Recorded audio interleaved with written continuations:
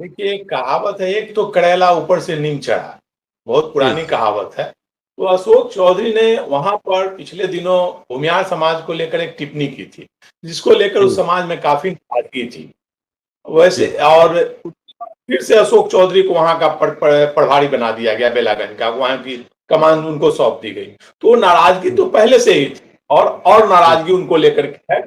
और ऐसे भी जी। देखा जाए तो बिहार में पिछले 15 चुनाव के बाद से विधानसभा जी। चुनाव में तो बीजेपी के अपर कास्ट वोटर है, उसमें 50% नीतीश कुमार से नाराज चल रहे हैं। वो वोट नीतीश जी को नहीं देते हैं। 15 में भी नहीं दिया, 20 में भी नहीं दिया, जहां भी होता है चुनाव वो नीतीश जी के जी। कैंडिडेट को नहीं देते हैं। और इस बार उसकी संख्या ज्यादा है, क्योंकि पहले तो विकल्प नहीं रहता था कि किसको वोट दे। इस बार प्रशांत किशोर के रूप में एक विकल्प मिल रहा है अपर कास्ट को।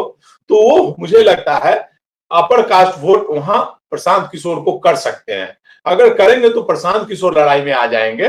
और नहीं, अगर आप अपर कास्ट वोट अगर आरजेडी को कर देते हैं तो आरजेडी जीत जाएगी, क्योंकि वहां पे भूमियाल वोट आरजेडी को करते रहे हैं। सुरेंद्र यादव जी। नहीं, सवाल सवाल यह भी है सर कि जेडीयू की साख भी दांव पर लगी हुई है, जेडीयू की प्रतिष्ठा भी दांव पर लगी हुई है। और जो सवाल है, स्पेशल सवाल, मतलब विशेष रूप से हमारा सवाल अशोक चौधरी को लेकर है। अशोक चौधरी का एक बयान, और उस बयान के बारे में ये संभावना जताई जाती रही है, अंदेशा रहा है कि वो बयान बेलागंज उपचुनाव में जेडीयू को भारी नुकसान पहुंचाएगा। ऑफ द रिकॉर्ड जेडीयू के बड़े बड़े नेता भी इसको स्वीकार करते रहे हैं। क्या वाकई खामियाजा भुगतना पड़ेगा जेडीयू के उस बयान का? और अशोक चौधरी प्रचार कर रहे हैं, बेलागंज में अशोक चौधरी प्रचार कर रहे हैं, तो चुनाव परिणाम का असर भी जेडीयू के अंदर भी होगा क्या? अगर चुनाव जेडीयू हार जाती है तो ठीकरा अशोक चौधरी के सर पर भी फूटेगा क्या? उनके बुरे दिन शुरू हो सकते हैं क्या जेडीयू में? देखिए, एक कहावत है, एक तो कड़ैला ऊपर से नीम चढ़ा। बहुत जी। पुरानी कहावत है। तो अशोक चौधरी ने वहां पर पिछले दिनों भूमियार समाज को लेकर एक टिप्पणी की थी, जिसको लेकर उस जी। समाज में काफी नाराजगी थी।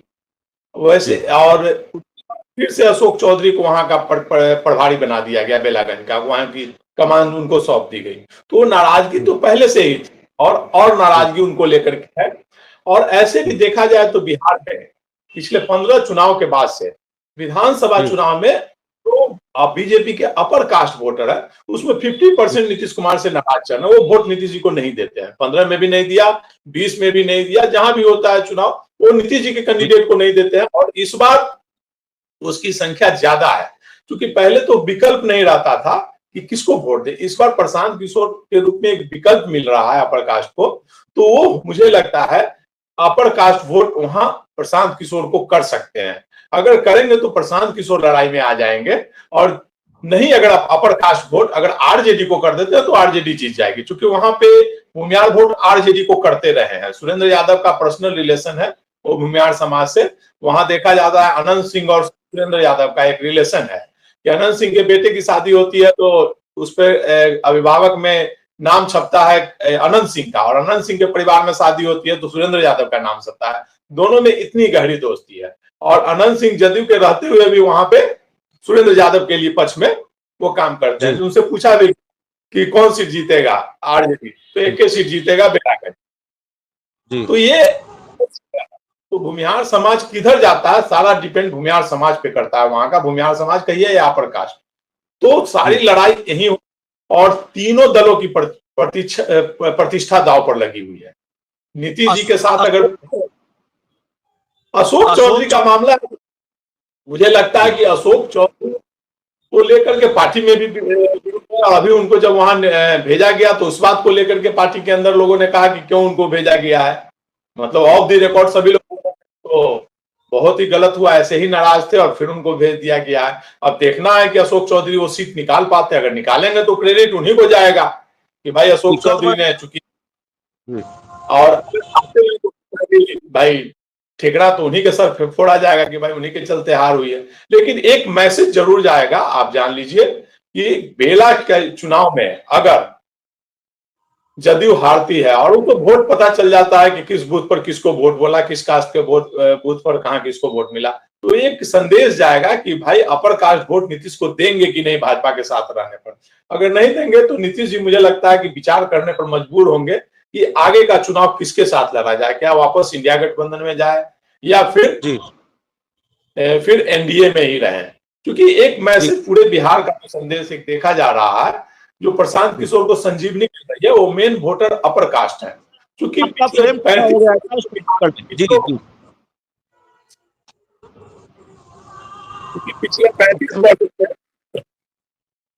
बिहार में पिछड़ा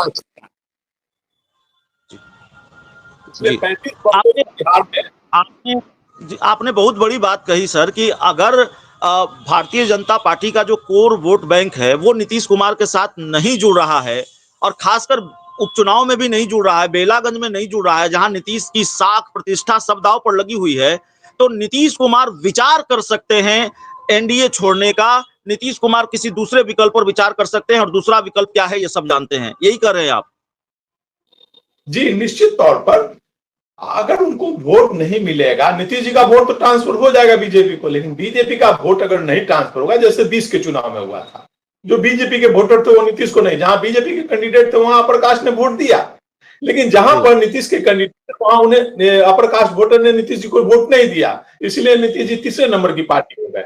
और अभी 20 वर्षों से एंटी इनकम्बेंसी नीतीश जी के खिलाफ बहुत ज्यादा हो गई है, और अभी एक बोला जाता है ना कि परसेप्शन और हनक से सरकार चलती है, और नीतीश जी के बारे में एक परसेप्शन बनता जा रहा है बिहार में कि सरकार वो नहीं, नौकरशाह चला रहे हैं सरकार, 4 नौकरशाह हैं और 4 मंत्री हैं, वही मिलकर सरकार चला रहे हैं।